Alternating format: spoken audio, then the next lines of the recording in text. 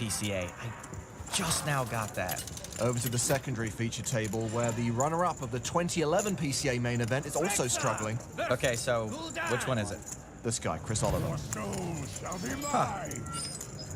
He's facing a bet on the turn of 2,100. He's got a nice disguised little double gutter there. He calls. Julius Coleman decides it's time to fold bottom pair. Oliver doesn't get there on the river. Underwood's top pair's still good, but he checks. I think he's going to miss out on some value long-term by checking in that spot. And Oliver shoves the river for more than 17K. A huge overbet. Obviously trying to fold out better, but I'm not sure he would have done this had he known how strong Underwood really is. Underwood folds, and Oliver shows the bluff. Nice little shove by Chris Oliver, who apparently was the runner-up in this thing a few years ago. Did you know that? Yeah, I actually said it at the start of this hand. On the outer tables, we find Michael Phelps involved in a hand against João Santos and checked on every street, river included. Boy, having Michael Phelps here is good for the game. Really good.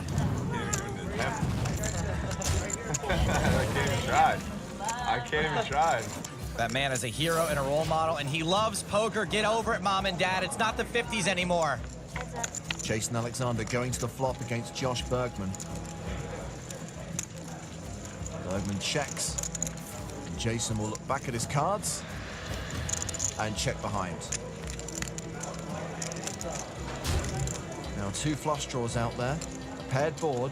Bergman checks a second time. And You're waiting on me. Did you check? You checked? I'm so sorry. I didn't see your check. I'm sorry. you can stuff your sorries in a sack, mister.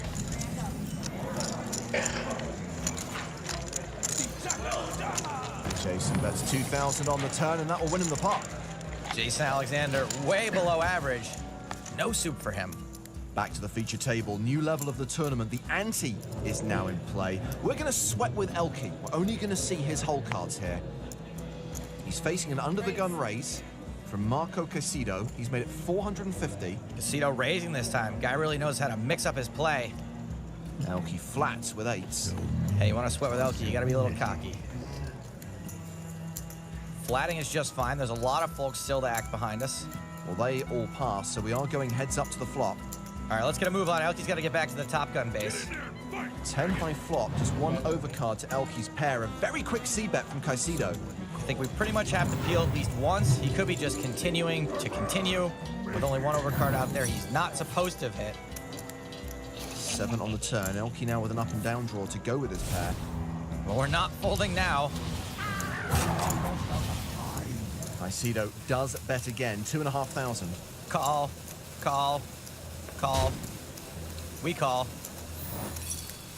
He does call. It was an under-the-gun raise originally, so you'd expect his range to be a lot of paint and big aces.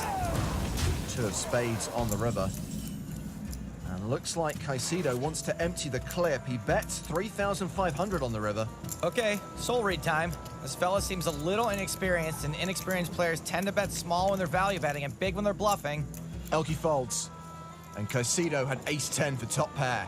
Elke played it just right, but boy is it frustrating when you can't catch a break. A very frustrating day for Elke. And not a great start to this tournament for the defending champion. Let's catch up with 2012 main event winner John DeBella. He has less than 20,000 in chips at the moment. Mr. The Bella. Sorry, I was translating his name. And we've lost one of the biggest names in the game, Vanessa Selps, Busto. Picked the wrong end of the Phelps last longer. Over to the secondary feature table, Daniel Negreanu facing a bet on the flop from Chris Oliver. What are the odds I fold a flop like that? Just staying, right? It's such a... My folding percentage here is like 12. Middle suited cards are right in Daniel's wheelhouse. There's a raise from Bruno Pereira. Top 2 pair gets a fold from Chris Oliver. I like the raise, especially once Daniel announces he's not folding. Daniel calls in position. Also, if he sizes it right, he can then bet turn and shove river. 3 of spades on the turn. Daniel now with a flush draw to go with his straight draw. Pereira continues, 5,500. Daniel calls. Setting up that river shove. 5 of spades on the river. There's the flush for Daniel. Pereira now checks. Definitely not a river Pereira wanted to shove on. Everything in the world just got there. Instead, it's Negreanu who does the shoving, all in for 37,000. I don't know how often Daniel's doing this as a bluff, but I think the shove makes it look as bluffy as possible. Big set. Something like that, yeah. 2 pairs, something like that. I don't know if you got me or you already have me. Grab the 9, 10 of spades or something like that. 9 and a spade? If I could have that, Oh, you can. and make a flush on that. It's possible. Or 9, 10 diamonds, which would be a bluff, or 9, 10 spades, which has it. One of the two. It's one of those two hands. 9, 10 of diamonds or 9, 10 of spades. Oh, Daniel, when will you ever learn? With a stack of 56,500, Negreanu's now one of the 10 biggest stacks in the room. Ivy still the man in front. He's on our feature table, and we are sweating with Phil Ivy on this hand. We will only see his cards. There's an early position raise from Elkie to 400. We're sweating with Ivy. This ball's so hard, people will try to find us. Action is on Ivy. Ace-10 offsuit. I don't think Elkie's horsing around here too much, but Ace-10 has good equity against his range. Ivy re-raises a 3-bet to 1,300. Didn't see that coming. Need I remind you of Phil Ivy's baller status? The blinds fold. Action back on Elkie. Elkie could just stick it in here. He calls. Elkie just call with his stack leads me to believe he's either got, like, aces or something speculative. An ace-3-7 flop. Ivy with top pair. This is a slam dunk continuation value bet.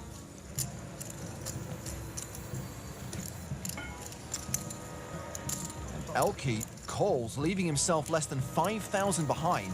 Yeah, Phil. Weird, right? 5 of diamonds on the turn. 3 cards to a flush out there now. Elkie checks a second time. Ivy checks behind. We'll take the free card. 9 of hearts. 27. Elkie leads the river for half his stack.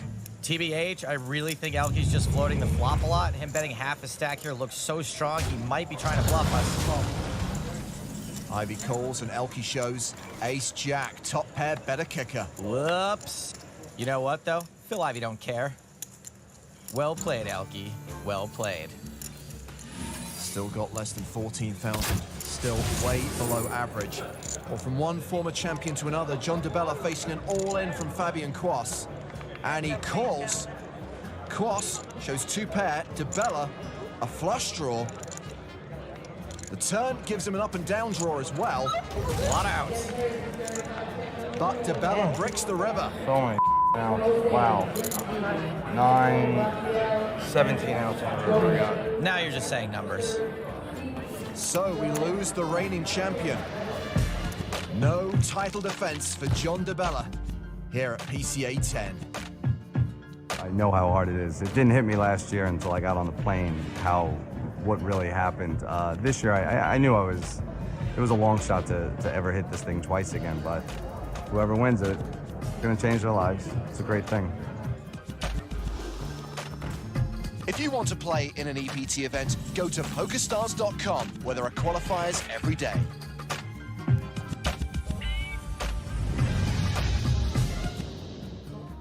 There's jet skiing, No. parasailing, No. scuba diving, No. snorkeling, No. whale watching, No. shark jacking. What is that? It's not what you think. It's when a bunch of us get together and all ride a shark. Not what I thought it was, which is good, but no. Okay, here's one. How about we stay in our hotel rooms and watch black and white French movies with subtitles? Winner.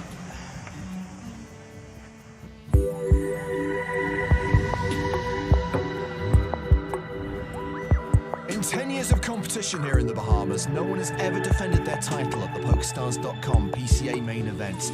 And before the break, reigning champion John DeBella continued that trend as he bowed out. And he's been swiftly followed by the tournament's youngest winner, Harrison Gimbel, who took $2.2 million back in 2010. And still to check in, Phil Hellmuth. His scheduled arrival time of 5 p.m. came and went long ago. His chips are here, though, as Liv Barry confirms. I think whoever invented the phrase chip in a chair clearly didn't think out all the eventualities. We'll check back in with this chair later. Back to our feature table, the Elkie Ivy table. Action's on Phil. 500. Under the gun, he picks up aces and he raises to 500. Ivy's so baller, he hates aces. Too easy. King-Queen for last year's finalist, David Bernstein. And he raises a 3-bet to 1,300. Against an under-the-gun raiser, I like folding more than I like calling. I hadn't thought of 3-betting. It's repping huge strength. So much strength that Simon Charette folded ace-queen there. Yeah, ace-queen is like an insta-fold after under the gun +1 start clicking buttons. Call. Helio Cream calls in the big blind with 9s. Cold calling's really tempting there, but I think it sucks when Ivy 4-bets you, which he's gonna do a lot, and it's pretty possible right now. Ivy does 4-bet, makes it 5,500 total. Bernstein gives it up. Action back on the guy whose name is somehow a mashup of Chino Ream. Ivy's giving him a pretty bad price. Folding's totally cool.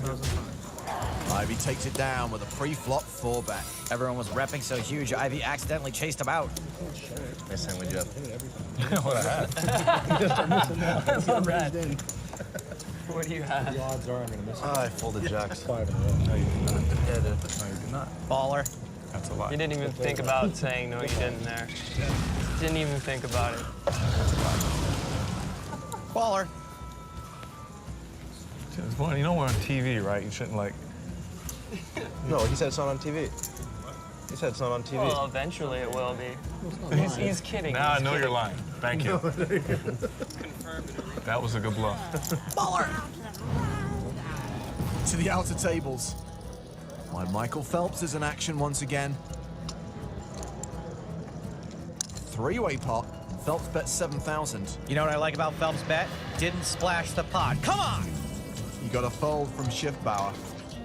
Srinivasan will call. Fairly wet board. 6 on the river. Phelps bets again, 10,000. Betting like he's got it. Not that many draws came in on that river. Gets a fold. Phelps is the swimmer, but Srinivasan is the one who ends up all wet.